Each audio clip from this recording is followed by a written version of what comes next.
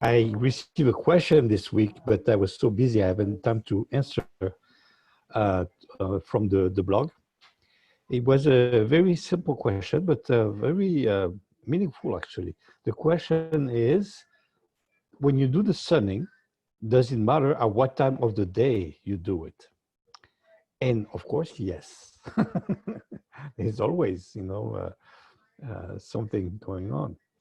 And the what's happening is, of course, the hour is important for several reasons. Number one is your own rhythm, and the other is universal rhythm. So starting with the personal rhythm, um, to me, is to start the day with sunning is important. To do the sunning as early as possible, so we start the day already with a better chemistry. So basically, with the more serotonin in the system and less adrenaline, and starting the day by being present, with experiencing the sunning and feeling good within yourself, rather than thinking ahead what you have to do next, which really throw us into the adrenaline mode. uh, and then repeating during the day, to basically change that pattern of habit of having a chemistry that pushes us towards always, being ahead of ourselves, being in the future rather than being present. So I recommend, especially at the beginning, do it at least a couple of times in the morning, really to get a rhythm going, and then, to catch up in the afternoon, making sure that you're not completely bathing into adrenaline again. So that's for personal, and that's important. Then there is the universal reason, which is connected with the time of the day. And first thing in the morning is important because from 7 to 11, that's Earth time, meaning that's the tide, the energetical tide for the Earth energy to be at its peak. uh, So that helps you to be even more present. That's the time of the day where it's the best time to be functional, to basically to have the right idea at the right time, to do the right thing, and to be accomplishing things. If you have a good night's sleep, even if you had a problem before going to bed and thinking how you're gonna do something today, usually you wake up in the morning knowing exactly what to do. So it's not really a matter of thinking; it's a matter of being. So basically, from early in the morning, from 7 in the morning to the end of the day, the morning actually, that's a time where you can really be using that Earth intelligence to its maximum, because that's where energetically that's a high tide of the day for it. So doing sunning during that time really enhances your capacity to be functional, to be present with yourself, with whatever you're doing, and to be able to carry that Earth energy throughout the day within you. Because so easy, especially being like well educated in civilization, we are taught to think what to do next all the time, which is okay, as long as you keep your feet on the ground. You're not just flying ahead of yourself. And that's allow you to be functional, to be practical, and to get things done, especially instead of thinking about it. So that's for the morning practice. To me, that's what's most important. So if we can do like a couple times between 7 and 11, that really anchors our energy into Earth. uh. Today we're going to talk about Earth a lot. We'll see. That's why I have this background behind, very earthy background. My good using, then next week we're going to talk about fire also, the sunflowers. So that's for the morning. Then comes, after beginning of afternoon, 1, 2, basically that's what we call, in the healthy places in the world, that's the best time for siesta. You had lunch, and the energy is switching. The tide of energy is moving from earth to fire, and that's in between 11 to 3 in the afternoon. And fire, basically, that's the time where you need to communicate. And that's why a meal is so important, to have a meal with other people, going back home, connecting with the family, whatever, sharing a meal.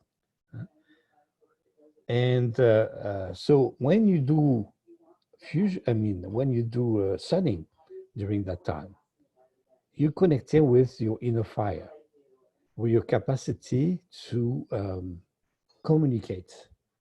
A good, very important attribute of the fire energy is communication. Communication is guidance, of course. Your fire is the light, and you exchanging the light. You're passing on the flame. You're working with transmitting communication, but a kind of communication that's not only analytical and basic on knowledge, but more connected with human warmth. So it's a kind of communication that's bounding in terms of, it's coming from the heart, basically, in terms of energy. So doing sunning during the middle of the day allows you to have a better social life, basically. You bring light to your metal, so you make your metal shine. And that's an important part. Then, starting 3 in the afternoon, that's really siesta time. Siesta time means we're going from fire to water, two extremes there. Morning, earth were very present. Then we move to fire, where we use that presence to radiate the heat and the warmth, the exchange with the meal. And then after meal, then siesta time, meaning that's the time for regression, but not regression necessarily like being negative thing. There's nothing wrong with going with the past. We're going from present in the morning to preparing a better future in the middle of the day with the fire, and then going to that water zone between 3 and 7, basically the whole day afternoon. So that's why the whole day afternoon energetically is not so good for new things or for doing things. It's good for reviewing. It's good for connecting with the past, not so much for being in the past, but connecting with whatever is familiar, whatever is connected with habits, whatever it is that's going to allow us to be more comfortable, basically, because it's connected with things we know already. So doing sunning during the afternoon is very good also, because it allows you to deal better with your water. Your inner water, the energy from the past, your instincts, your whatever it is that you want to learn about, lessons that being learned by your ancestors or whatever, things that comes out inside your bloodline, anything connected with the genealogical tree. uh, so that's the kind of energy that's going to be enhanced when you do the sunning during that time. And then that's it, because no more sun. It's sunset after that. But the sunning, it's like it's like acupuncture. You have the 24-hour clock, and that works with the tide of energy. And that tide of energy is high tide, low tide. And it works on both. So when you do during the day, works on the high tide of that time. Earth in the morning, cardiovascular fire in noon time, in the middle of the day, and water time, kidney, bladder, for people that do Chinese medicine, acupuncture, in the afternoon. And then comes a special social time in the evening, where this is enhanced by the studying you did 12 hours earlier. So whatever is enhanced during that time is going to enhance that time of the day. And then comes the wood, which is nighttime, 11 at night. And that's going to be enhanced by the practice we did in the middle of the day. Yeah? And then for people that really want to work out emotional issues during dream time between 3 and 5 in the morning, that's why it's important to do the studying in the afternoon, because that's the opposite time also. So anytime you do the sunning, it's going to be good for you. So yeah, no problem. Okay. So I took enough time to answer the question, so everyone is on board now. That was a very good. I like the questions. That's why, even there's no stupid question, because I always take advantage to teach something that I want to teach. and it's good to have a little review on energetical tides in the meridian system during the day. That works?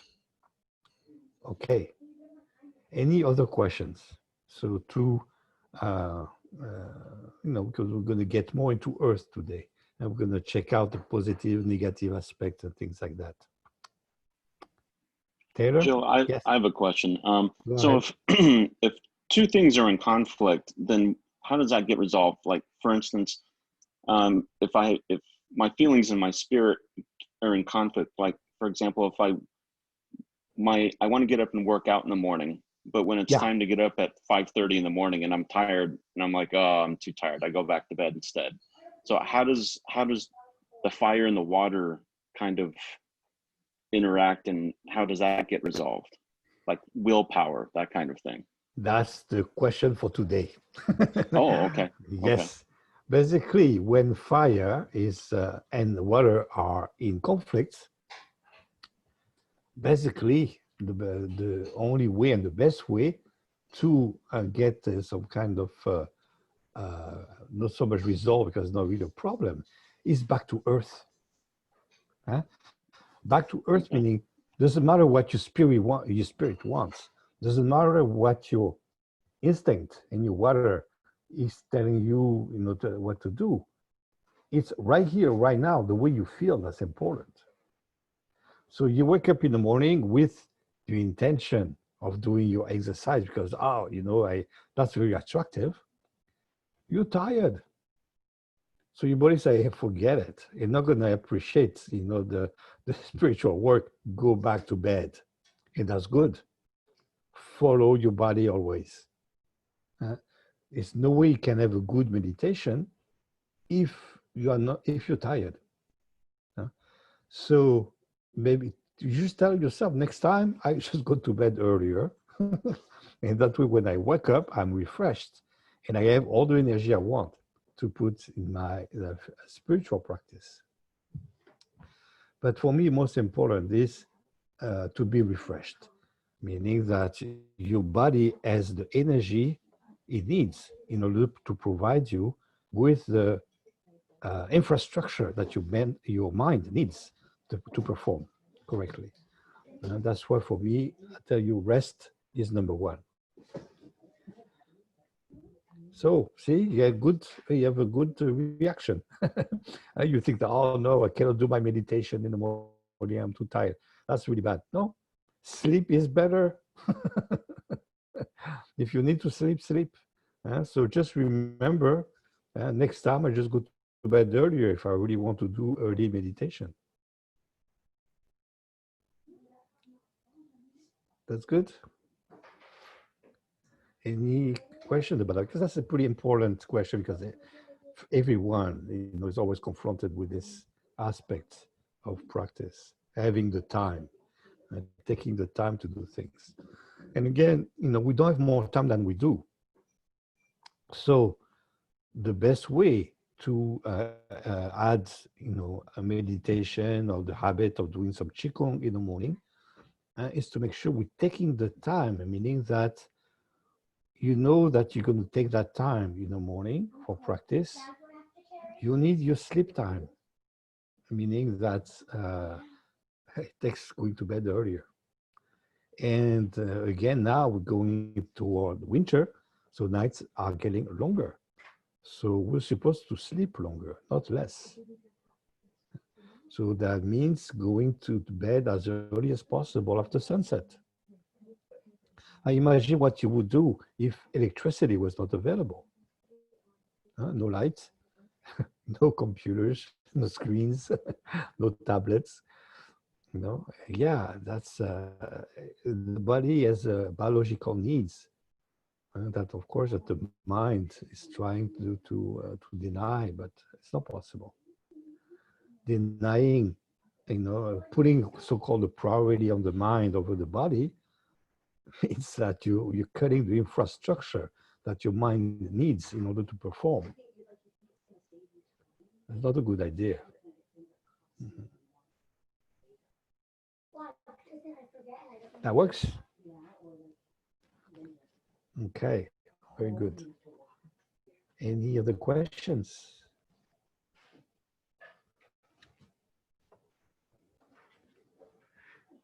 I'm being present with the people around me, so don't mind me.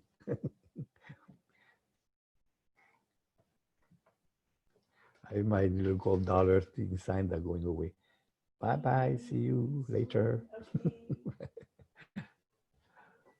Okay, yeah, go ahead. No, no more questions. Okay, so let's get into the topic today, which actually is a continuation of what we were just talking about Earth. So Earth is not easy concept to grasp because it is at the same time the central point of everything and the whole of the periphery. So that's why it's called an absolute, whoops, I'll disappear, absolute yin. Three broken lines in the I Ching. Absolutely yin. It's not extreme yin, it's absolute. Meaning that hard to come up with because this universe, we don't see absolutes. We can only perceive extremes. Extreme yin, that's water. Because it doesn't matter how extreme yin something is, always something yang in there. But earth being absolute, very hard to grasp. And so as a force, it is the unifying force. Meaning that's the force that puts everything together and holds it together. And it's not only physical holding, it is a intelligence, meaning it's not enough to hold things together. We have to maintain it that way. And to maintain it that way means you have to keep the creation going in terms of energy. So that means you keep feeding that energy. Everything has to be plugged in all the time. So how do you maintain life all the time? You have to constantly nourish it. And basically, life nourishes itself. Meaning that in order to keep being present, to have a consistency, to have a manifestation, basically, we need to keep eating all the time. And everything alive has to keep eating. So we eat other living things in order to be alive. And the more vital what we eat, the more vital we get. So that's why nutrition is so important. And yes, we become the world because we eat the world, but the world we eat nourishes us, being part of the world. So what we eat becomes us, and we manifest it.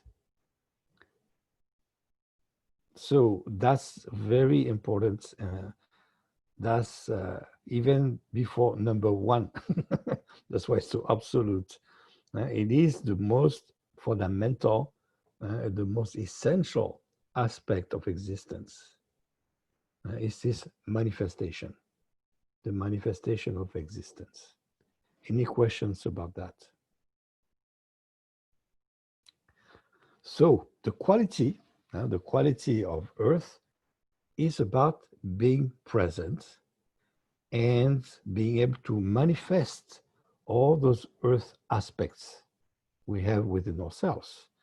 And in terms of consciousness, of course, that's the central intelligence that holds the whole mind together. That's it's the power of gravity. It's the power of holding. Again, the earth power creates, I mean, it is itself the whole of the space-time continuum. That's what's holding the universe together. So in terms of the intelligence, that's the power that holds on mind as one person. So when you say I am, you're saying my mind inside my. That's right. Is my body being the infrastructure, every single part of that body being the infrastructure that allows me as a person to manifest. And that's what life is. When I'm dead, I'm being unplugged from those forces, and what's left behind is just the infrastructure without the person in it. It's a dead body. There's a difference between life and death. You're alive, so you're manifesting the person through that infrastructure we call the body. So that's being alive. And when you're dead, that's it, you're unplugged. So the body is there, but the person is not there any longer. The person checked out. That works. So from Earth, we really have the very most fundamental aspects of life. This is manifestation. In terms of the mind, is the holding of the whole mind together, so we are present, and the mind manifests in the present. So we have both, the spiritual access from water to fire. We have the whole of the past, all the lessons learned from our bloodline, from our ancestry, toward the future that we're preparing right here, right now, in the present. And the first step into the future is what we do now, toward the fire. And of course, the soul axis that gives us our personality, from the belief system we build with wood, all that green in the background. And that green in the background, that's what gives us the consciousness, this awareness that we're alive and that we are a person. So that's the superficial manifestation of our mind, which is wood. And that's a soul, part of the personal part of the mind. And the essential, the internal part of the mind, that's the way you feel, your psychological profile, basically. And that's established with your capacity to deal with life at the emotional level. So right there, you have, in a nutshell, right, the biology of consciousness right there. And the earth, that's the earth mind, the earth intelligence, is what holds everything together and allows you to be present and to take the decision to make every single step that we have to go through during the day. We're gathering the patterns of habits we have from water, what we are attracted to do with fire, all the calculations we made and the plans we made to do today with wood, and how we feel about it. all that gathered by the earth power that's going to decide at the last instant what to do from all those information coming from the four directions. That works.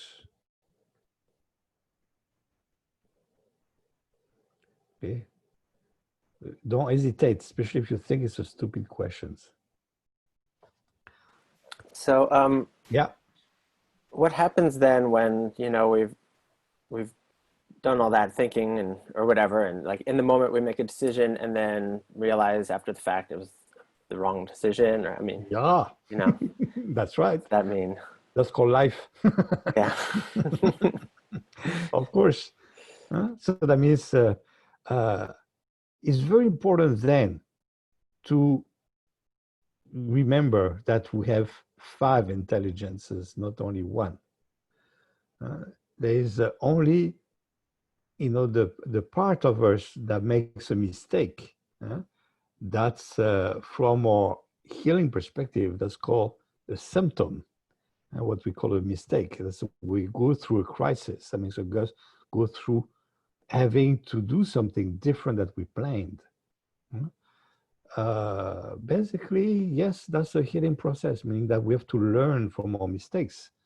So mistakes are needed in order for us to learn. You see that with kids. Kids, basically, that's why you have to be behind all the time. They're going to have to make mistakes every day because that's the only way they learn. That's a natural way to learn. So what they do is called playing. When you play, you can make as many mistakes as you want, right? Because it doesn't count. You're playing. So you break things or whatever, it's okay, it's for fun. And you do it again. And by doing again and again, it's not so much that we call a mistake, especially in our civilization. It's not really a mistake, it's a learning process. So what we call mistakes is what we need to go through in order to know better. Now, what becomes negative is when we get stuck into a pattern that refuse changing. So that means we're caught up with a pattern of habits that prevents us from going ahead. Then the mistakes become chronic. That becomes again, symptomatic of a chronic condition that needs healing. And we have to approach it exactly the same way all the time. It's a healing process, not something to fix. Because nothing to fix, because it's not broken, it's just natural. It's very important to understand that. There's very, we are educated in a way to make us feel bad when we make mistakes all the time. And especially with the concept of being as your fault, being at fault. So not only you made a mistake, but you made a mistake because you were bad. That's very damaging for the soul, because that we call building a potential of failure. And that becomes a habit.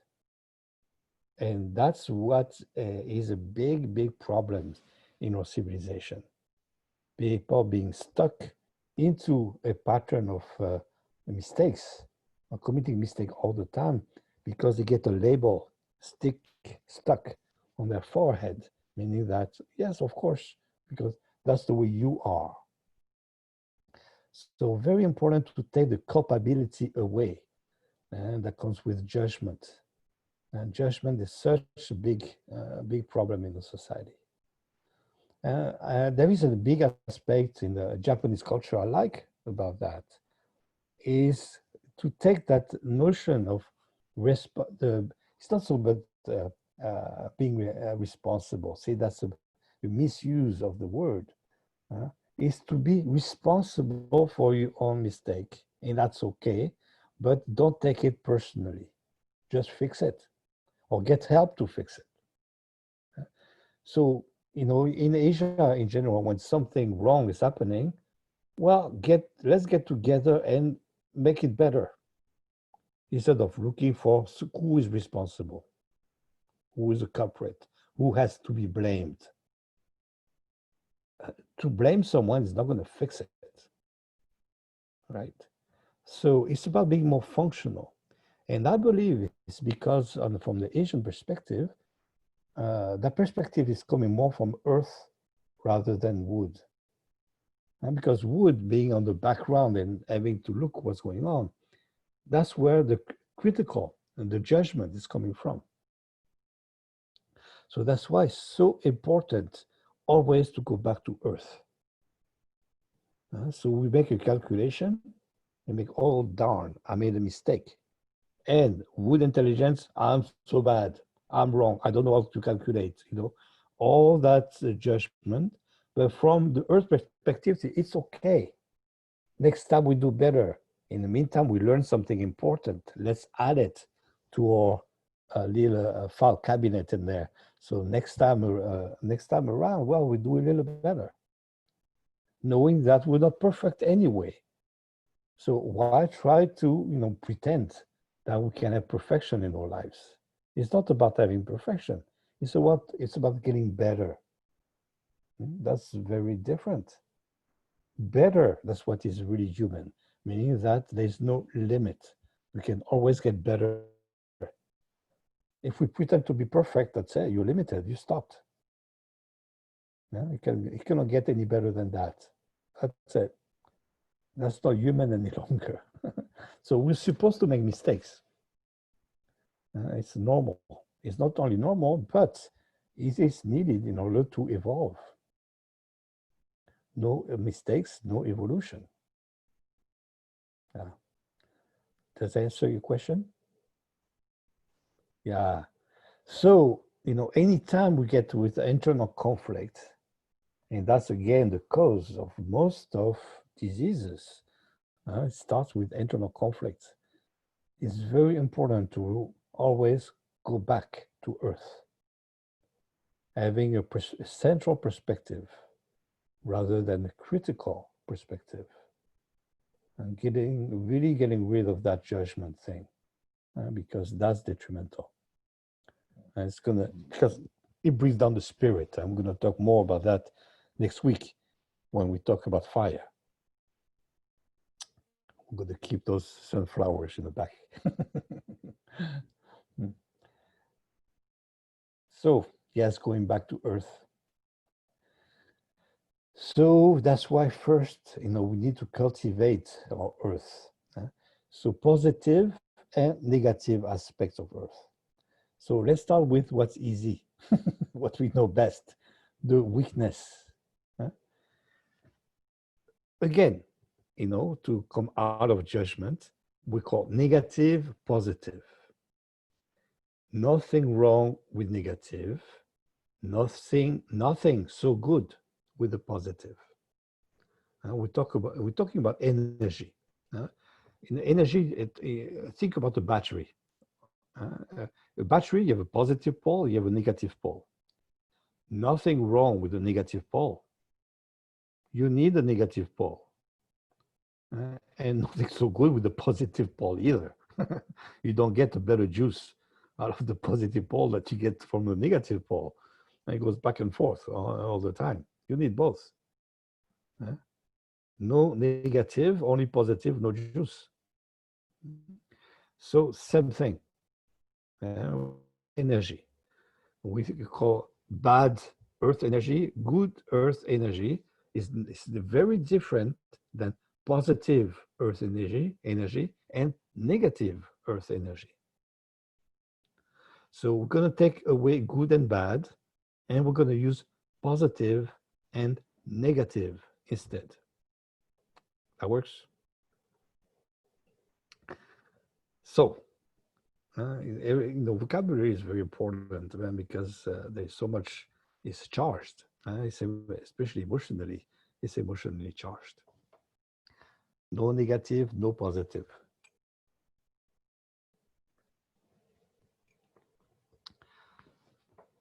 So, the negative aspect of Earth, meaning that weak Earth. Weak Earth means there's not enough juice in the Earth. So that means that basically, how does that translate at the physical body? Well, we already talked about it. It's called being tired. That's the most negative aspect of Earth, is being tired. So that's why it's so important to be, we call, refreshed, recharged, regenerated. So that's what feeds our presence. And our present means also the whole of the zone of influence we have. And we're going to do another practice on Earth today, working with positive and negative aspects. So negative aspects, again, not so bad. It means that we're just weak, weak energy, being tired. And at a mental level, means that Earth is not able to manage all the intelligence and make them interact together in a way that's functional. Yeah, that's what happens every time you're tired. And guess what? In our civilization, everyone is tired, no matter what. If we basically don't sleep enough. And it's not about so-called needing sleep. Especially doctors going to tell you, oh, 7 hours, 8 hours, that's plenty. They're talking about themselves. Being doctors, they develop a lifestyle that's not very healthy, actually, and being pushing themselves, and especially the whole educational system and the medical. I don't know if you've been into medical school, but I mean, it's horrible. It's like rites of passages, like staying awake all night, things like that. It's not healthy at all. But anyway, another tangent here. We are a nation that's chronically insomniac. We don't sleep enough. And of course, people say, yeah, I meditate, yeah, I do Qigong, therefore I don't need to sleep so much. What's wrong with sleeping? Again, another taboo we avoid talking about. Basically, we demonized sleep altogether. Losing our time, being lazy, not taking responsibility, even like being depressed. Sleeping too much means it's a sign of depression. Yes, it is. So what? You're depressed, you need to sleep even more because you need to recover. Are you going to recover ever from depression if you don't sleep enough? The more depressed you are, the more sleep you need. And it's not running away from life. It's about investing in life. That's different. The time you spend in bed and sleeping, the more you sleep, the more you recharge. That's your investment of energy that you can only put at the earth level, because that's where the infrastructure, that's where your body is. So, number one, in terms of getting more strength into our earth force in the body, into ourselves, really the best investment we can have is to sleep. And yes, that goes against so many things. Everyone's going to resist, because being well educated in this civilization means that we are basically formatted, this conditioning that prevents us from sleeping as much as we really need to. Any questions about that? Because that's a very important point.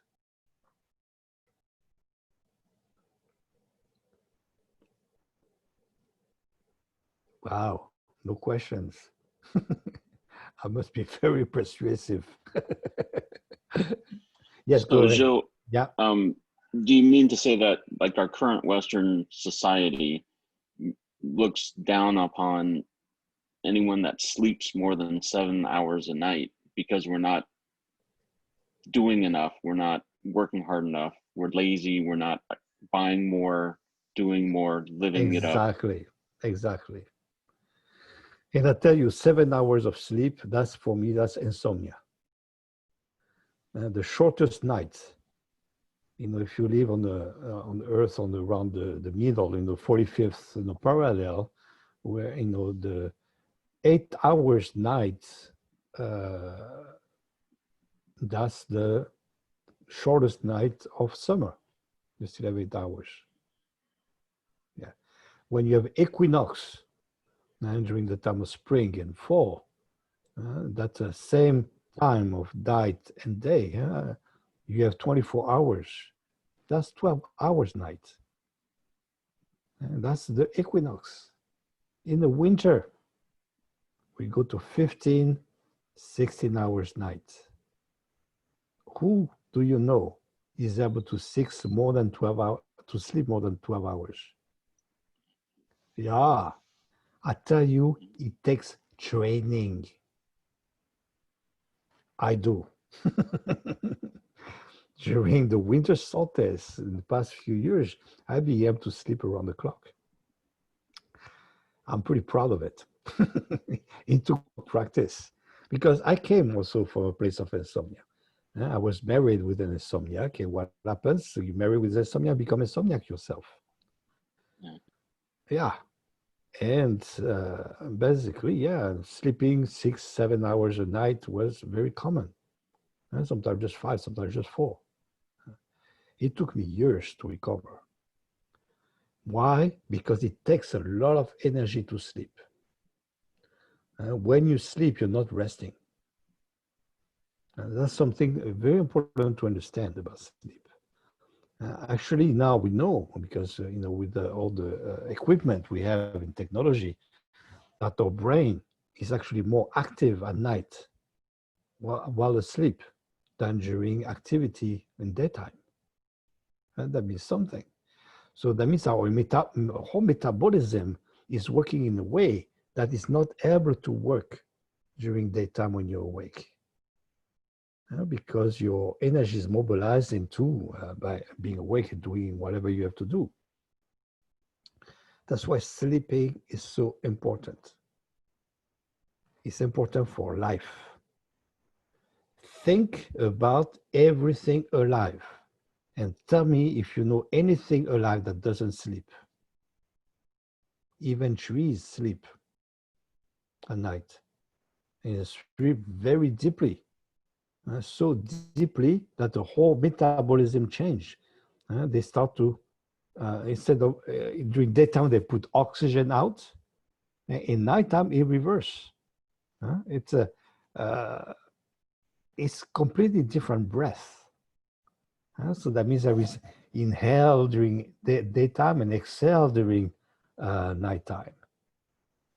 So it's chemistry is different, with even with the plants. Every living animal sleep. Some birds even sleep during flight, like the albatross. And the fish sleep, whales sleep. Everything sleeps. Only human don't want to sleep. Interesting. There's all kind of things that humans don't want to do that everyone does. We are the only species on Earth that don't want to sleep and cannot go through defecate, eliminate anytime they want. No, they have to hold yourself. You have to wait until you're hidden somewhere. All right. I mean, it's really, if you think about it, we try to detach ourselves from nature, pretending that we're above nature. What kind of conditioning is that? We're fruits of the earth, like anything alive on earth. We have the same base DNA. We live on the same rhythm of day and night. So, like everything on earth sleeps, we need to sleep. That's the most fundamental thing for the health of your inner earth. And, of course, the extension of that infrastructure, that's our mind. We cannot pretend to have a sane mind if we don't sleep. And we're going to get more on that when we get into positive, negative aspects of the component of the soul, the wood and metal. So basically, because we need to sleep so much, we do while we are awake. And that's a big problem because people don't realize that when you don't sleep enough, you have to manifest your emotional digestion during daytime. Meaning that you're having your nightmares while you're awake. And that's basically, that's called insanity, with delusions and all kinds of visions and things like that. And matter of fact, we're going to get more seriously, deeper into it. Most of what, actually, most is like probably all of what we labeled as mental diseases actually is having your nightmares while awake.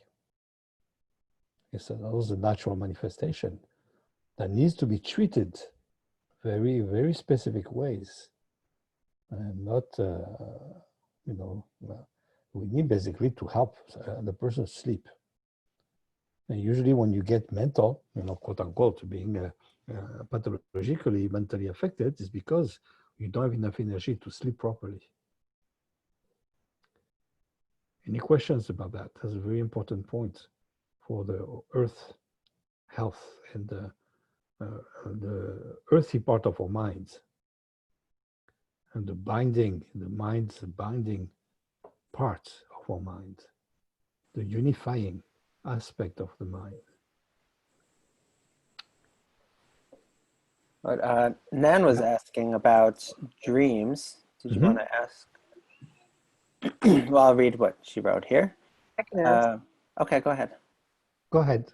Yeah, can you hear me? Yes. Yeah, I have dreamt excessively all of my life, and some dreams are pleasant and many dreams aren't. I used to keep a log. I stopped doing it. And sometimes it ended up with where I wasn't well rested after my sleep, even with a long sleep. Do you have any comments on dreaming in general? Oh, yes. Oh, yes. And I came in late. I apologize. Oh, that's okay. That's okay. Dreaming for me has become a major aspect of the healing process. Dreaming basically is connected with your psychological life, with especially your emotional life. Dreaming, okay, is a very wide portal, a lot of dimension, a lot of things. But when we have so-called excessive dreaming, quote unquote, and we spend so much energy in dreaming that we wake up exhausted, actually, it's because we're doing emotional work. So now we get stuck into pattern of nightmares or pattern of repetitive dreams or pattern of a very intense dream with the same kind of topics behind. And that shows that we don't sleep with enough energy. We need to basically, it's like any kind of healing approach. We don't fix a dream state. We outgrow it. It's about outgrowing a mental pattern. And for that takes more energy that we are used to. And that's why it needs to be developed through a healing process.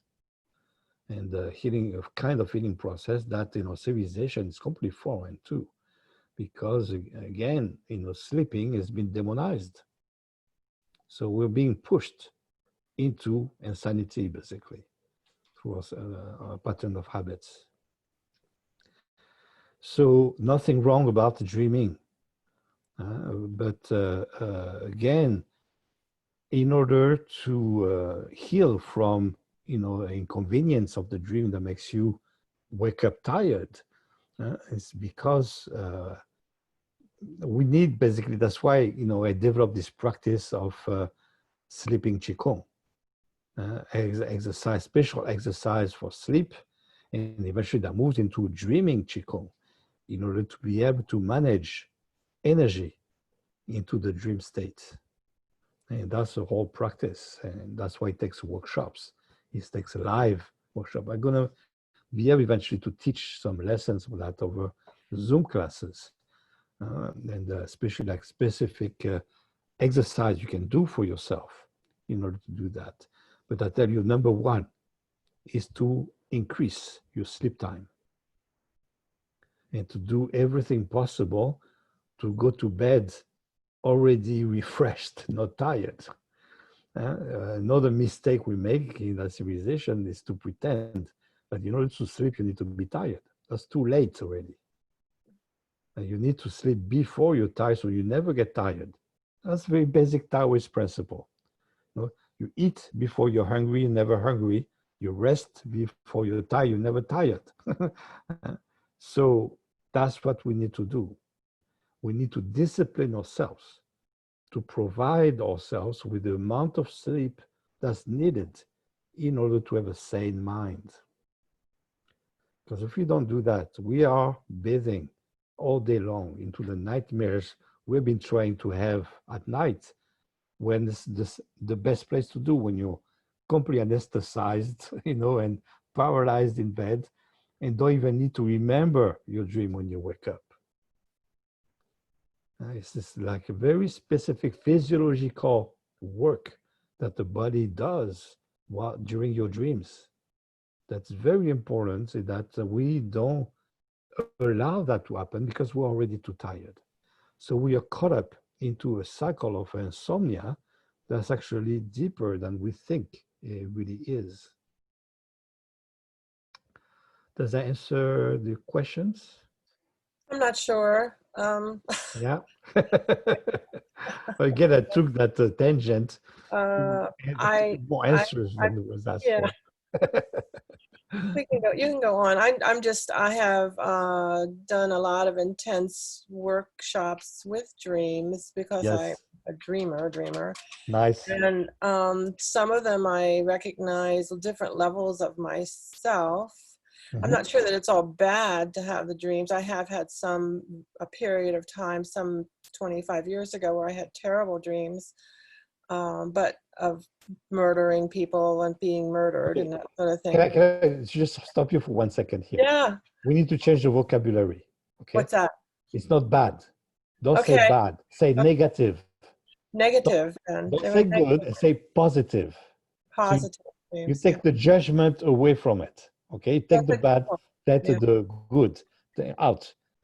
So basically, if you have dreams, it's not bad. It is negative because you think that you overdream.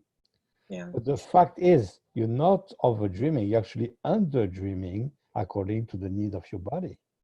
The only thing is that your earth is too weak to provide you with the energy you really need to dream enough and deeply enough.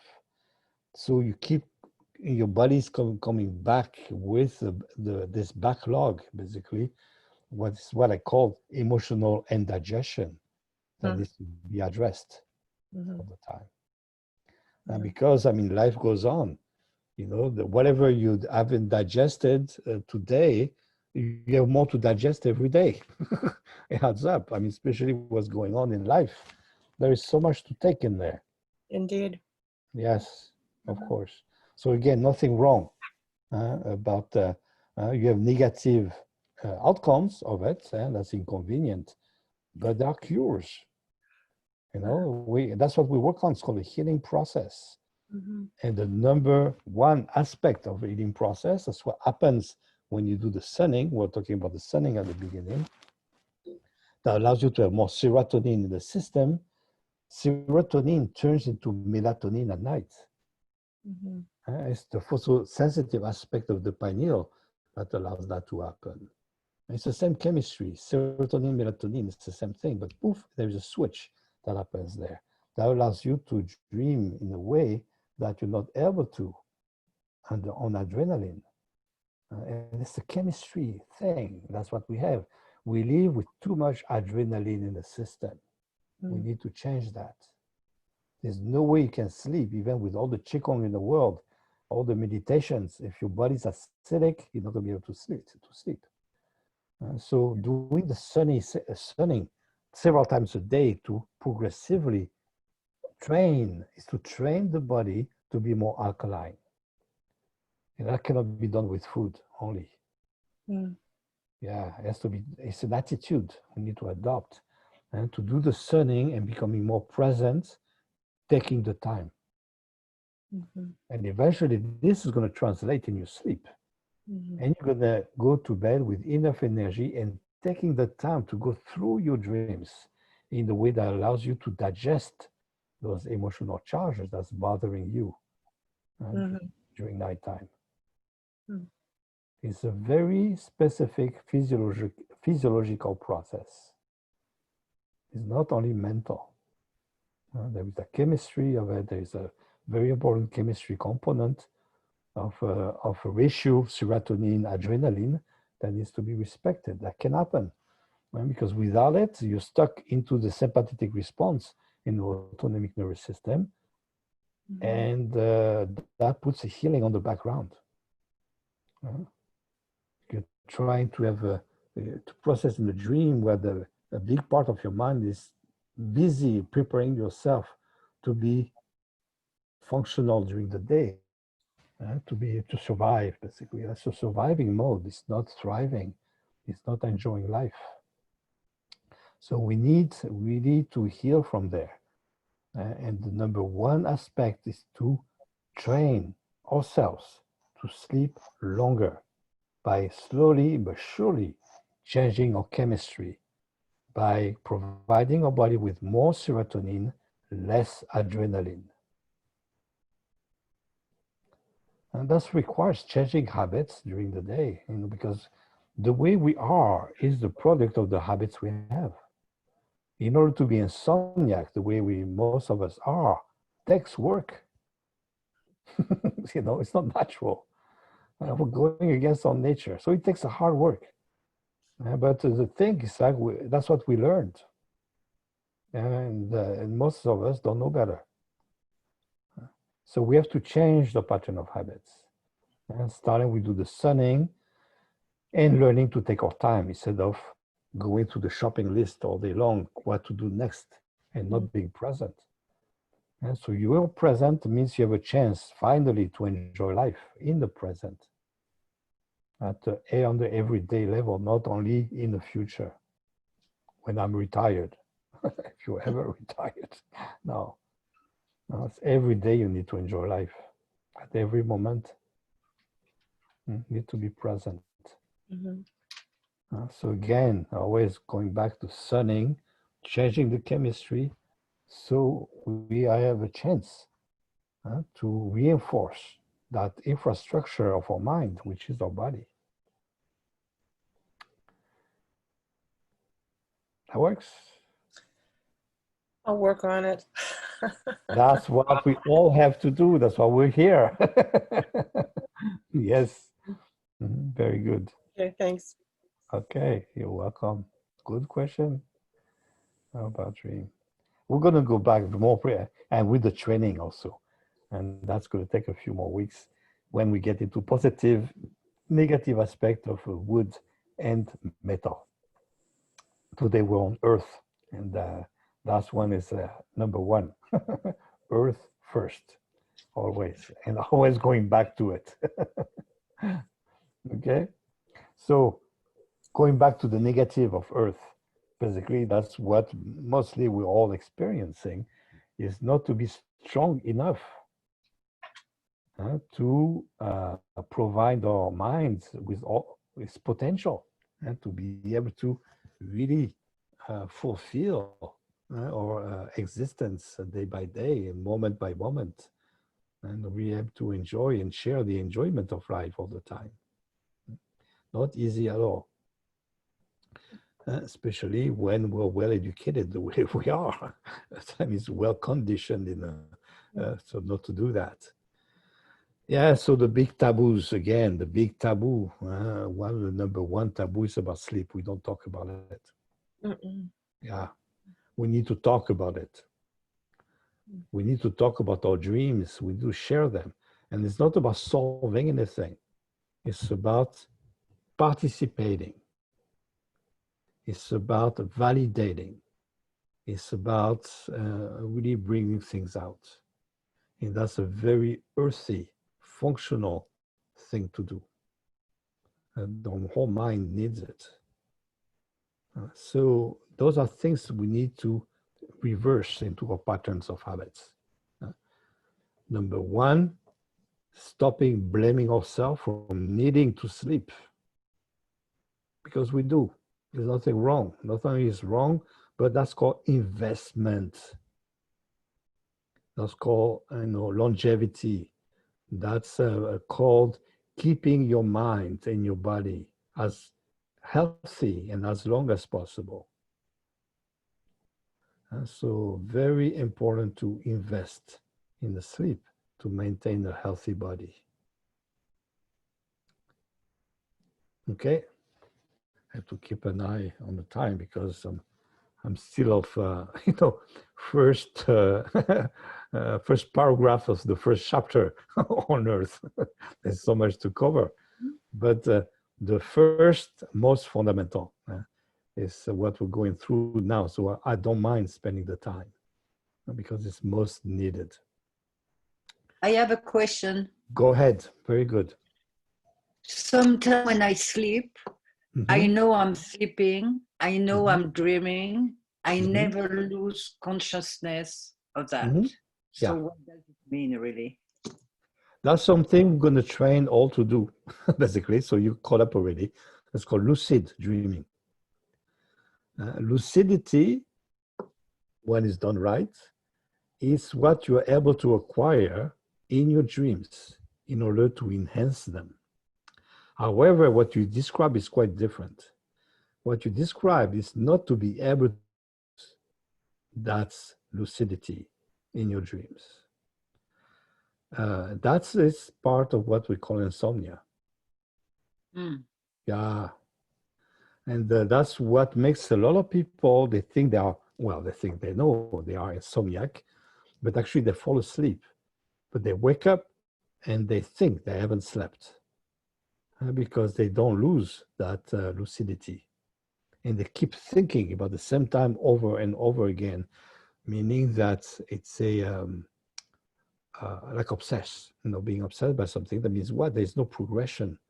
The mind is so tired that you're stuck into your digestion, basically, emotional digestion and mental clarity. So that's something that needs to do. So yeah, in your case, instead of trying to become lucid during your dreams, you're going to need to do the reverse. You need to lose lucidity in order to allow your dream body to digest those emotions that needs to be worked out. But I mean, there's so many different dimensions of it. But again, we'll take out the bad and put the negative instead, okay? Negativity means it's not bad. It means that lack of energy.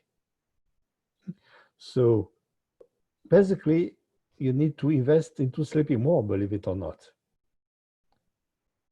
And eventually, you'll be able to spend more time as you acquire more energy into your sleep to be non-lucid. And you're going to see that, I tell you, because that's, I know I have a lot of people with that kind of experience. That's when you're going to have the true experience of having good dreams. And then good dreams means satisfying dreams. That doesn't mean that, again, they're good. No, they're positive. Positive dream means it doesn't matter if you're committing murder during the dream. It doesn't matter if you're chased by the biggest monster you ever seen. You're paralyzed in bed and you're safe, okay? But that dream to digest what I call emotional bricks, and allows you to grow. And you wake up in the morning, sometimes you don't even remember the dreams, but you have a sense of relief. You have a sense of lightness that tells you that you had positive dreaming. It doesn't matter if you had nightmares or not. We're going to get more into the dreams eventually, and eventually even be able to translate. No, it's not interpretation of dreams, okay? It's translation. It's illiterate. But dreams are very precise. And they hold messages, but we need a kind of enough energy to be lucid in a dream. So, but from the side of being rested enough, to have enough energy during dream time, to be able to get that kind of work done. But first, it takes sleeping. In order to dreams with, to acquire satisfaction through dreams, we need first to catch up with what we call the sleep depth, which is insomnia. Fortunately, we can catch up. It doesn't matter how many years you've been insomniac. It takes still. It might take a couple of years for you to catch up. So basically, you catch up when you're able to sleep around the clock, around the winter solstice. That's all you know. You have enough energy to sleep long enough. And then you can do some very interesting work at the dream level. Yeah, that's what as a human being we're supposed to do. That's what we're designed, as a being, as a living being to do. That's why, again, everything alive sleeps. Because dream time is so important. Actually, again, because we are, as a Western civilization, was so actually what I call really retarded at the emotional level. There are other civilizations on Earth that are actually based on dream time. If you go to check a civilization in Southeast Asia or Australia, dream time really matters. It's a really the major part of their existence is to live their dreams. And yeah, that's what they call, being human. To be human is to be humanly sane. Yeah, we have a lot of things to catch up in that dimension here. We have other part of our mind that we overdeveloped. They might overdevelop that part of their mind for us, but both are needed. We need to, again, my perspective is from a health perspective. I want to be healthy, functional as a human being, to be truly human rather than just pretending. That works? Yes, go ahead, Jennifer. So other than being able to enjoy life and eventually sleeping around the solstice, yes, what are signs that you're sleeping enough? You wake up satisfied. What if you wake up satisfied and then are tired 7 hours later? That means you need a nap. Okay. Nothing wrong with that. I'm really a big advocate of naps. Yes, we need to sleep more. So sleep during the day as much as you can, sleep at night as much as you can. There's a lot of sleep to catch up with. Mm-hmm. Thank you. Yeah. Especially nighttime, we were talking, at the beginning of the class about that question about when to do sunning. And the afternoon nap is so important because you're in water time, you're in the past. So you're dealing with stuff you acquired from your basically bloodline, from your genes, from your genetic background. That's the best time to catch up with those kind of issues.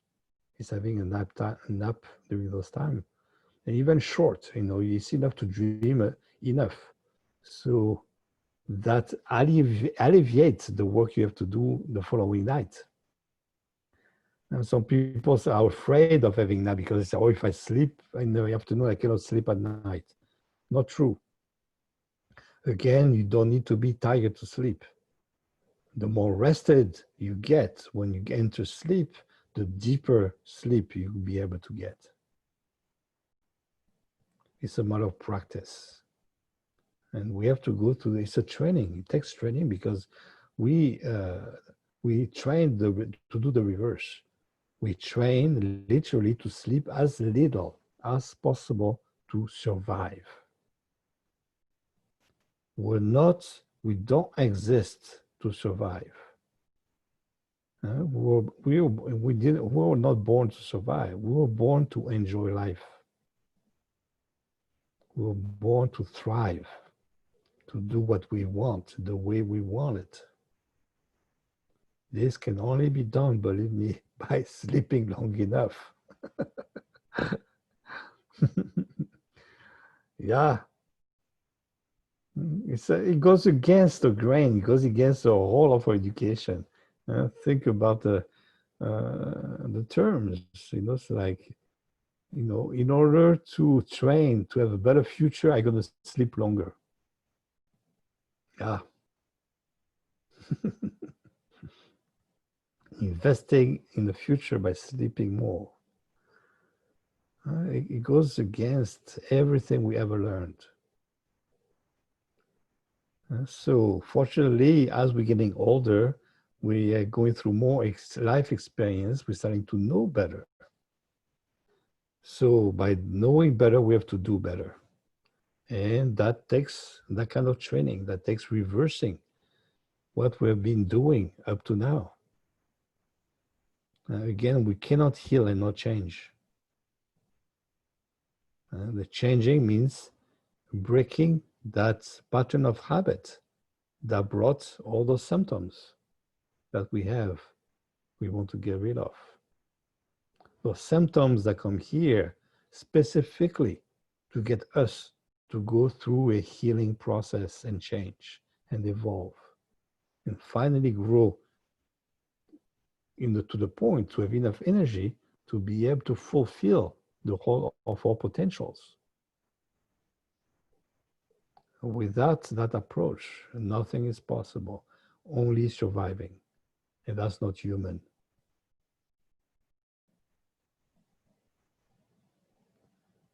That's what Earth is about. To be down to earth is always keeping the perspective.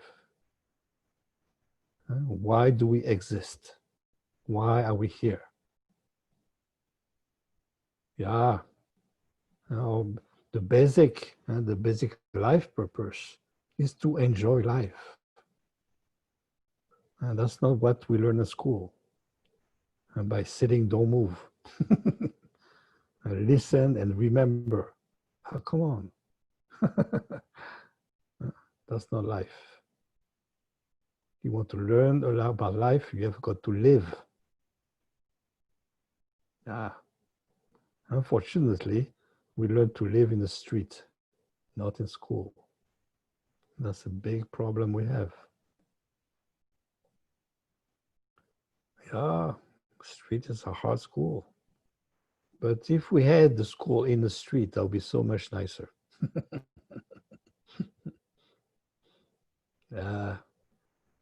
Don't make the school a prison. Okay. So we're really deeply into the negative aspect of Earth here, into the weakness.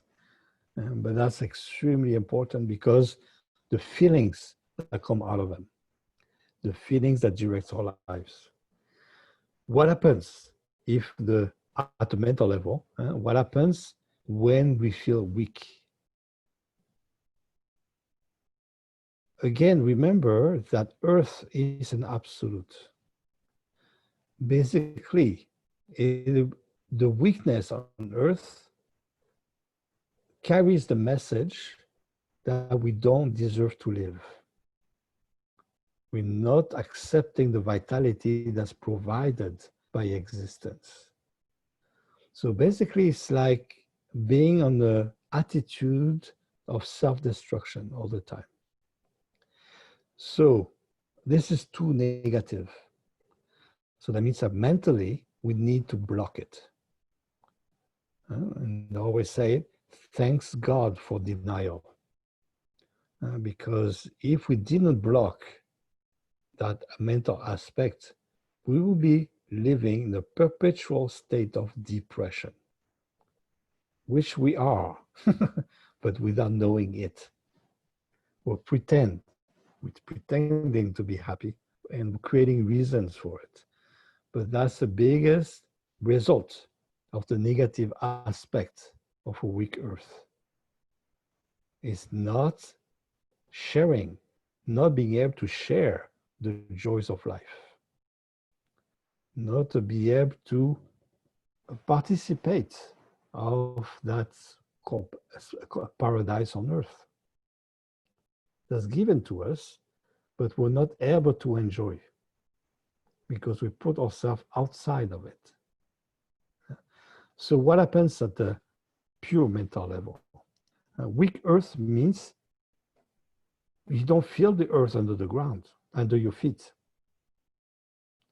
That means no solidity, no stability, no confidence, no trust. Not be able to believe on anything that you think about because your earth doesn't provide the support for a strong belief system. Your mental capacity to unify your mind into one personality is shattered. So basically, we don't have a personality with a weak earth. We try to follow examples. We're looking for role models. We're looking for what looks good or looks cool, whatever, and we try to imitate. So basically, we lose authenticity. And we're not present because in order to escape the state of depression, we need to find a refuge which is out of the present. And guess what? That takes a lot of thinking. Because thinking, that's that extraordinary mental capacity that allows you not to be present. So thinking becomes the refuge for someone who has all the conditions to be depressed. And that's okay. And again, there's nothing wrong. It's not bad. It's just negative. It's a refuge. It's needed. So that means what? That means that look around. Everyone feels that there's a not strong personality, not a strong presence, not a positive functional presence, and that's not too many people I know. That means that they live in a constant state of depression that's not even aware. They're not aware of it. That's true depression. And we're going to get more into details when we get into the positive and negative aspect of metal. But Earth, again, has to manage all the different other intelligences. So that's why when there's a weakness on Earth, when your personality is questioned, when your character has been, put into question, and you're put in a situation of weakness, you don't, again, Earth is your body. So if you're kept into a weak state of health, but also your surrounding, if you don't have a place that you can call your own, you can feel at home. And not feeling at home means that's horrible. You don't have a ground under your feet. So at the mental level, that translates into not trusting. And the first emotion that comes out of that is perpetual anxiety. And chronic anxiety that can describe actually very precisely the state of our civilization is coming from that very place. Or not feeling that you belong, that we're part of, this part of the earth, and this part of the country, this part of, so it translated to something more mental, belonging to a circle, belonging to a ethnic group, belonging to a culture or whatever. That's okay, that's needed also, but it's just an extension of your comfort here and now on earth. Being able to feel it's beyond being safe. See, United States, because there is that not belonging anywhere, safety has become such a big issue. Don't feel safe. So cannot be safe, cannot be comfortable. Cannot be comfortable, you cannot feel like you're belonging comfortably to a place where you feel that you cannot be rejected. You cannot be, you're part of it. You're actively part of it, so you participate, you need it, you wanted in that place. That's an aspect that's really missing in many people in our society. A feeling that they belong, the feeling that they are needed there. Their presence is indispensable to existence.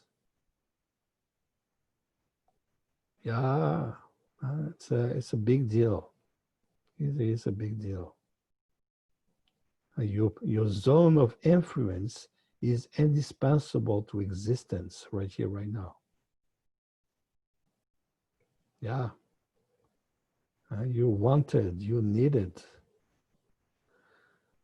So that brings us to what gives you strength, the positive aspect of Earth. So that's why the training, that's why the meditation we're going to do. Yes, better go fast. Time is going. And it's good. We're going to finish with that meditation where you really learn to establish and nourish your presence on earth. And be able to strengthen, and we call strengthening in earth. And we're trying to save the earth. Don't worry about the earth. The earth knows how to take care of itself. We have to take care of ourselves, our inner earth. And what's going on, what we're doing on the earth, what we're doing to the planet right now, we've done it to ourselves first. The self-destruction of our ecosystem. You want to save the planet, save your own internal ecosystem. That comes first. And you know what? That's called healing process. And you know what? Healing is contagious. That's how we're going to heal the planet, is by healing ourselves first. Earth first, inner earth, and then become contagious. Yeah. Forget about COVID-19, the patented virus that allows a lot of people to make a lot of money right now. No. You want to be contagious instead, but not of the flu. You want to provide the healing, not only of the flu, but of your own humanity. And then you're never going to get sick. The flu is nothing. You catch the flu, you heal from the flu. And even you can heal before you catch it. Check on the website, you have all the formulas in there. Use essential oils. Use home remedies. Use all kind of things that, the flu is, people shouldn't get sick. Yeah. Okay, it's always those tangents, but those are important because we're talking about Earth right here, right now. Okay, so moving into the positive. So you're going to see that focusing, putting your mind on the positive, that's something so important. We're going to really go through that next week when we get into fire and the positive, negative aspect of a spirit. Connecting always with the positive. And again, where you put your mental energy, that's what you attract to yourself. So basically, from the earth mental perspective, there's one key word that's most important. It's called respect. Starting with self-respect. And self-respect is not about, you know, some kind of devotions about something. No, it's about respecting your basic needs as a body. You have to sleep, you have to eat, you have to breathe to be healthy. You have to drink, you have to eat correctly. So respecting physical needs. And there's only one way to do that, is to invest into paying attention. Paying attention of the body, that's another taboo. We just, oh, don't be so sensitive. No, there's no such thing as being too sensitive. It takes strength to be sensitive enough, to be sensible, to have bring sense to life. So respecting your needs, your bodily needs for everything, even the smallest details. And it takes big enough energy to be sensitive to big details, like sleeping long enough. That's huge. So imagine what else you're doing if you're not able to respect your need for sleep. That's called self-abuse. And that's what we've been educated to do to ourselves from the very first day of our lives. It's horrible. We need to change that. Yeah, we need to create a better future. That's where it starts. So really nourishing ourselves at all levels. It's not about to eat all the time. No, that's self-abuse again. Anything you overdo is abuse. So basic earth principle, again, is the unifying force of the universe. You have to unify yourself into a person. That's really the health part of the earth that needs to be reinforced.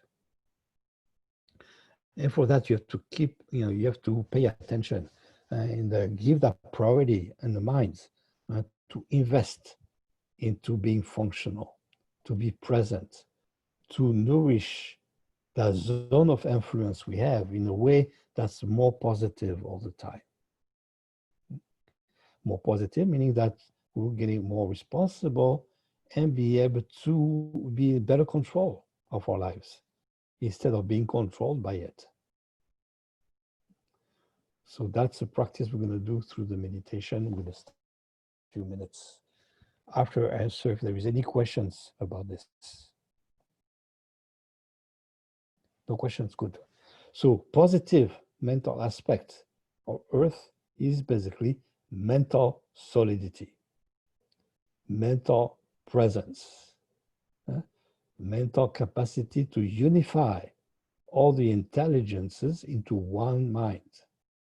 And one consistent mind, meaning that is beyond, way beyond being away from internal conflict. It's not enough not to be at war.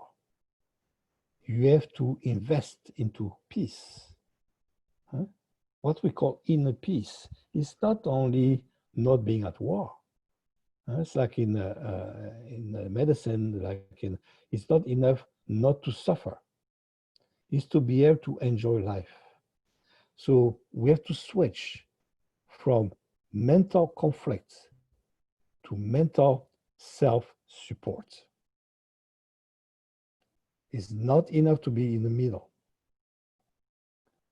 The existence is not never in the middle ground.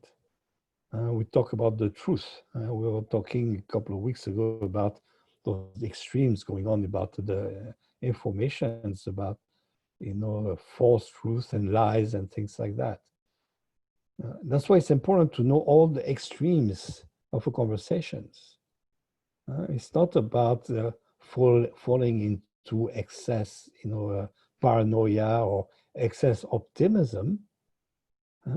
And the truth is not somewhere in between. Remember that. It's never in between. It goes one extreme to the other all the time. That's what the truth is. So very important to be able to cover the full range of information. So that's the earth solidity, be able to grasp the biggest spectrum of what we call the truth. Because only one thing about the truth is relativity. Relativity means truth is relative to where you stand. Everyone is standing in a different place. So the truth is always different. There's not one truth for everyone. Standard. Again, standard truth, standard procedures, only for standard people. Do you know many of those? No. Everyone is different. There's no standard. So standard procedures for no one. Standard truth. Pretending that the news is going to tell you the standard truth. No. You're just going to be another extreme. So very important to get the other extreme in order for you to have the widest spectrum to be able to choose from according to the best of your belief system. A belief system that needs to be built on solid grounds. A very strong earth functional mind that's able to take the very best of all the intelligences in order to have a very functional mind. Not only to be out of internal conflicts, that's not enough. And that's not enough to be out of pain. We need to enjoy life. To have a strong mind, to be able to use everything that's part of existence and be able to participate with improving it so we keep enjoying it, in investing in an always better future. That works? Good program? Ready for the meditation? Okay, let's get set for it.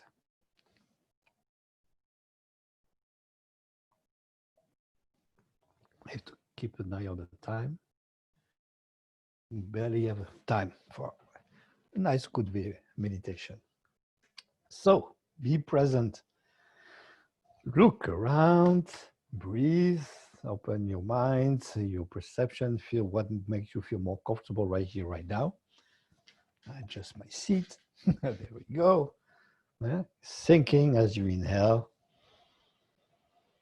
Taking in existence and breathe out as you exhale, pulling all those clouds, all of those byproducts of your metabolism out. Same with the mind. Sinking as you inhale and establishing your comfort as you exhale, pushing your body weight into wherever you are and feeling comfortable as much as possible. And I say always smile on your bottom where you sit, and smile there, so you smiling to the ground, so you get a smile back from the ground, feeling supported, feeling a full extension. Sorry about that. A full extension of the earth itself. Your fruit of the earth. Fruit of the earth, the extension of the earth. So you have yourself, all the extension of that mental intelligence that the earth is providing us with. So be aware of yourself, or how you feel within yourself, making yourself even more comfortable if possible. Yeah, good. And be aware of your zone of influence again, same way we did last week.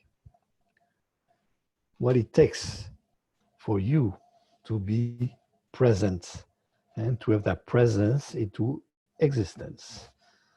You need to be fed, where the food is coming from, who grew it, and all that, who brought it to you. And the peach you had this morning was coming from a tree, from a specific tree, not a specific orchard, in a very specific place on earth. So you connect to that place, you connect to that tree. And so just be aware of it. No need to obsess about it either. But just being aware that our zone of influence goes way further than we usually think. And the peach you ate, you had to buy it, so you provide the living for a lot of people, all the way to the person who grew it, picked it up, brought it to the store, sold it to you. And there's a whole line of called the human network of humanity that you participate in nourishing, in keeping alive. Same thing with your clothing. You probably didn't make it, so someone else made it, you bought it, you provide the living for the people who sold it to you, who brought it to the seller, who made the clothing, who grew the cotton to make the clothing, whatever. I mean, it's so vast. That goes all around the world. So be aware of the influence of your existence and the zone of influence we have by being alive. And there's a lot of positive there.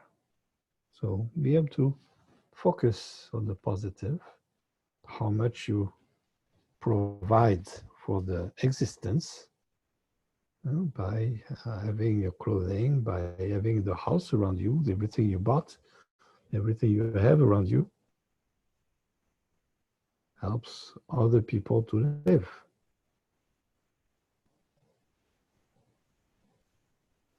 A very earth connection. Then within ourselves, again, what we do to others, we've done to ourselves already. So we provide for ourselves as to choosing what to eat,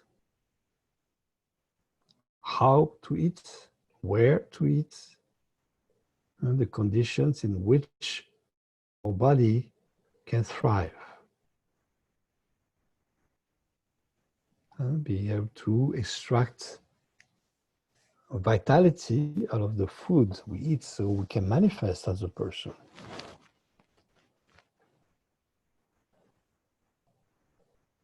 And how that personality translates into a mind. A mind that's made of those 5 intelligences, especially the central earth intelligence that has a duty to manage the whole mind at every moment,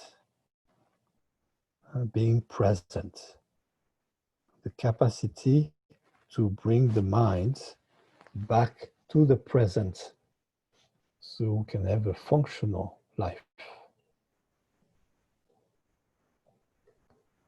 Being more using the positive aspects of the mind.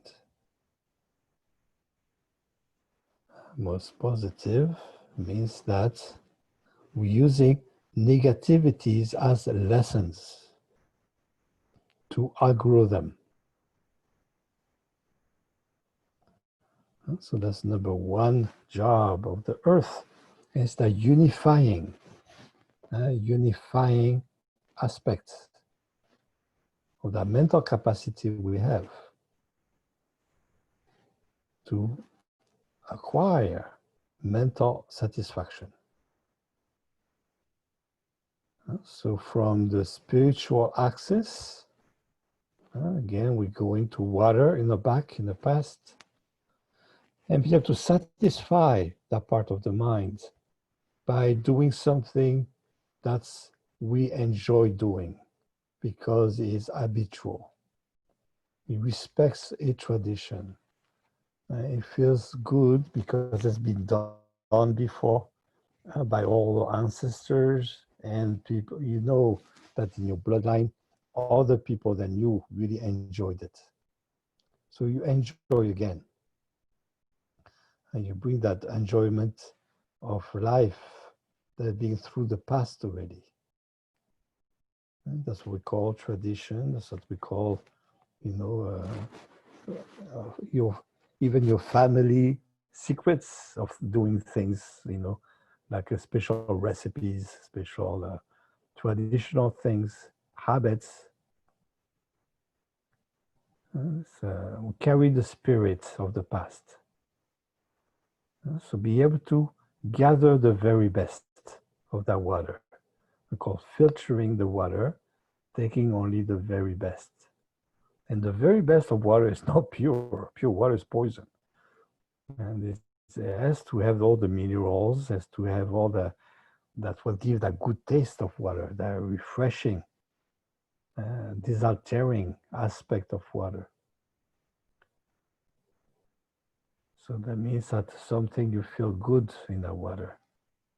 You want to drink it, you want to bathe in it, you want to float on it, feeling the support of the ancestral background of people that enjoy that kind of life before you.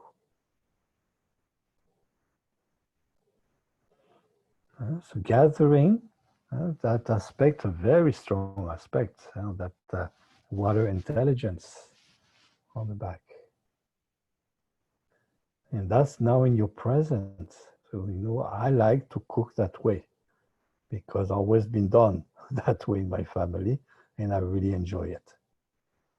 But in the present, you might need, you know, you might add that little difference, that personalize it.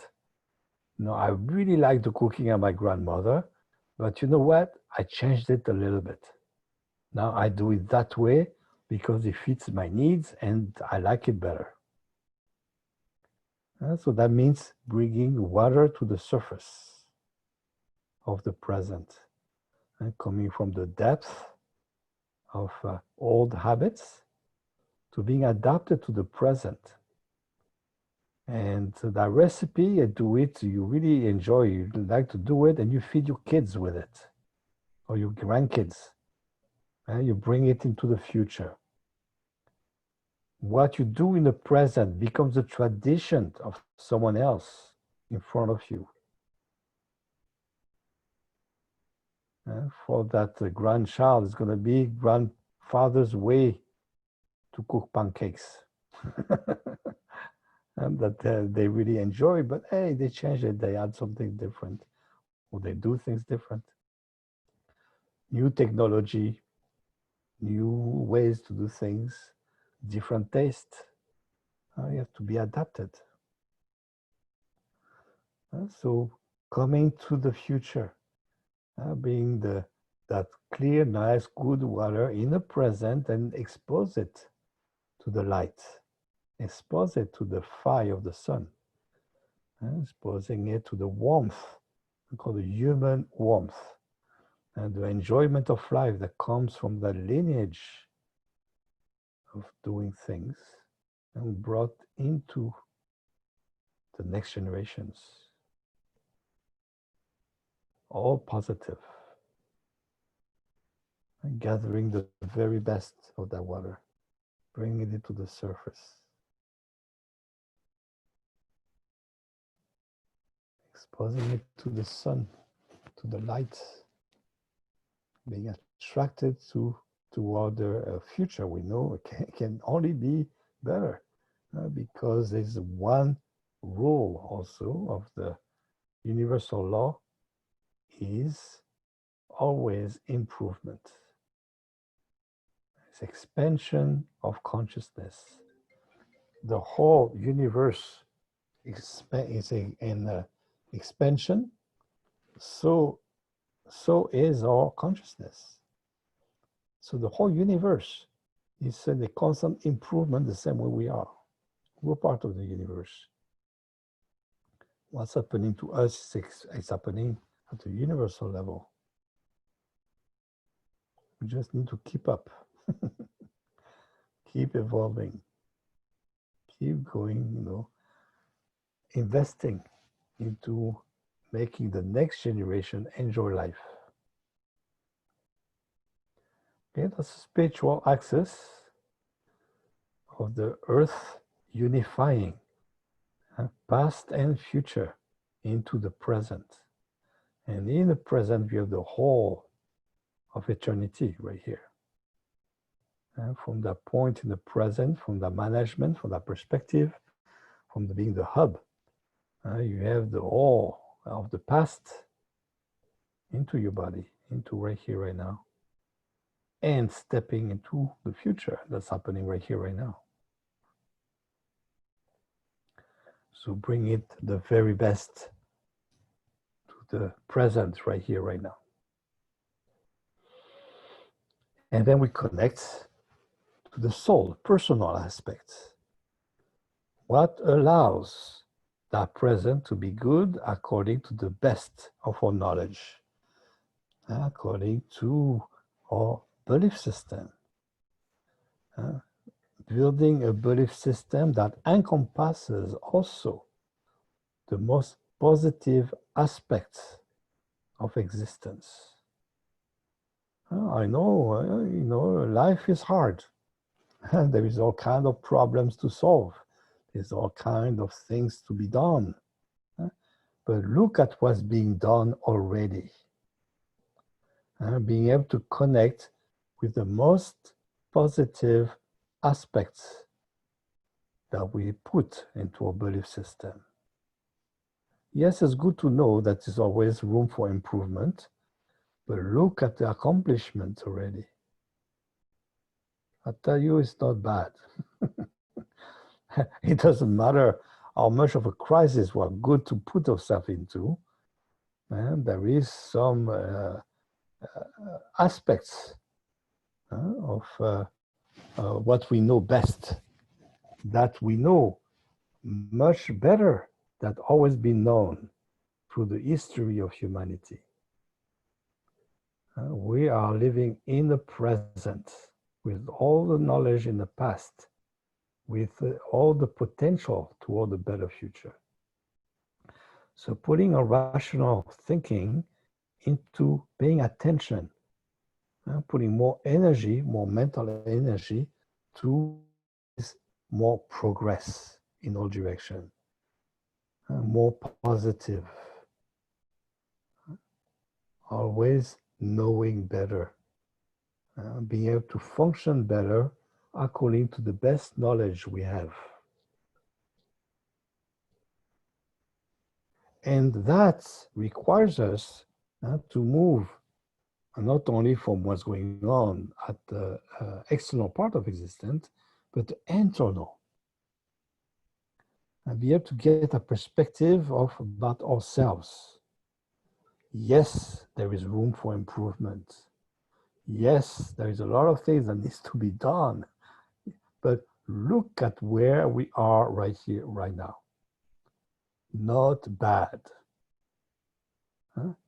Doesn't matter how much better we could put the shoulds, and again, I'm against shoulds, or could, but right here, right now, I'm okay. I'm fine. Right here, right now, how do, you know, the feeling I have about myself. Yes, of course, there's room for improvement. Yes, but look, I'm getting better. That's what being human means. And I'm doing the very best I can. So be able to respect myself for that.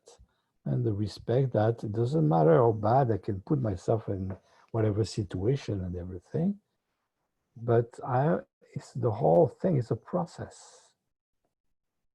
And best than everything, doesn't matter the crisis, it doesn't matter how bad I'm made to feel about myself.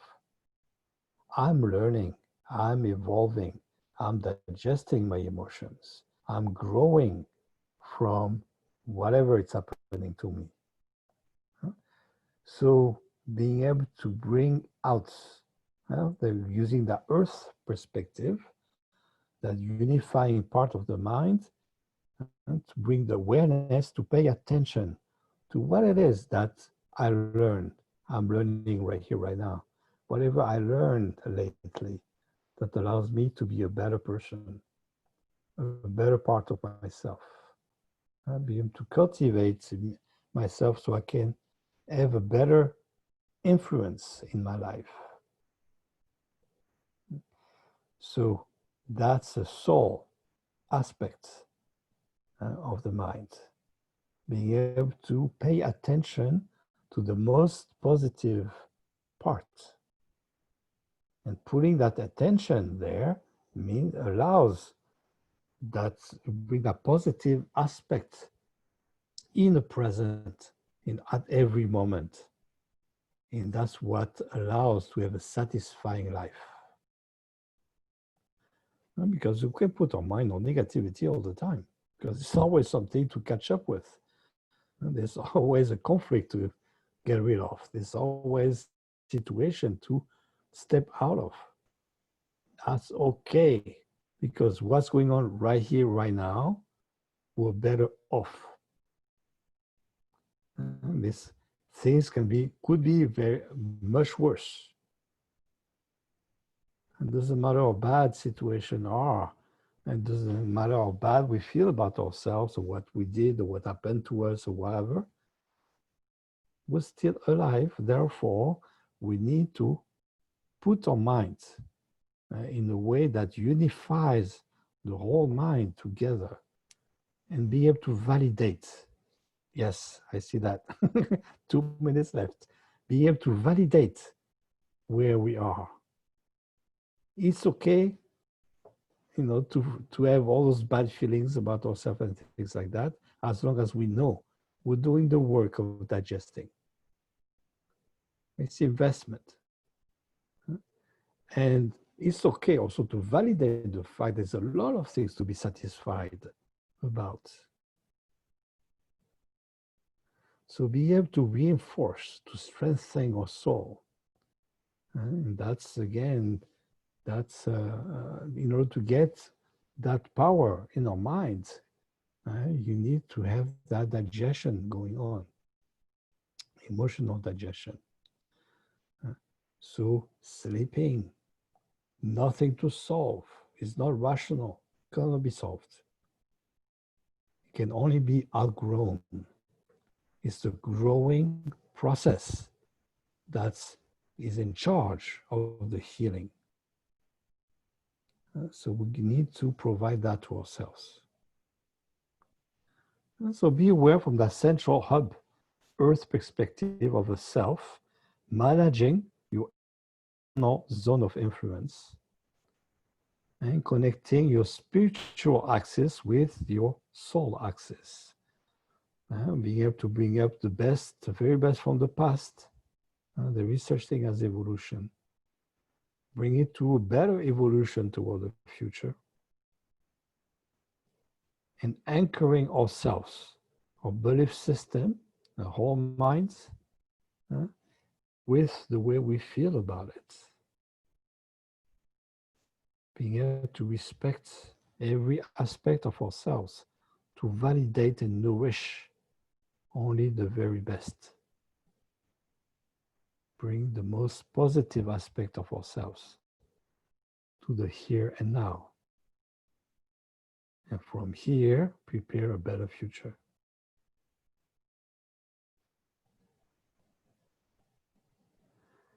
And rest. So that's the training. Training to have a stronger earth, stronger body, stronger unifying mind. The unifying aspect of the mind of earth for being present. So please bring questions for next week. You can send an email or connect with the blog or on the website. And next week we'll expand from earth to fire. Spirits. and attraction into life. Okay.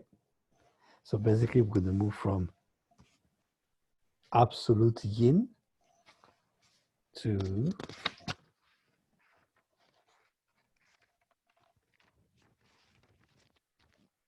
absolute yang. From earth to fire. Okay, so hopefully I see you next week, nice and healthy, with more sleep in your bag, more rest, and a stronger body. Okay. Awesome. Great. Thank you, Gilles. Thank you, Thank everybody. you for Thanks, being David. here. See you next week. See you next week. All right. Same Thank place, you, same time. Gilles. Good to All see right. you. Nice to see you too, Heidi. All right. Thank you. Bye, everyone. Thank you. Yay.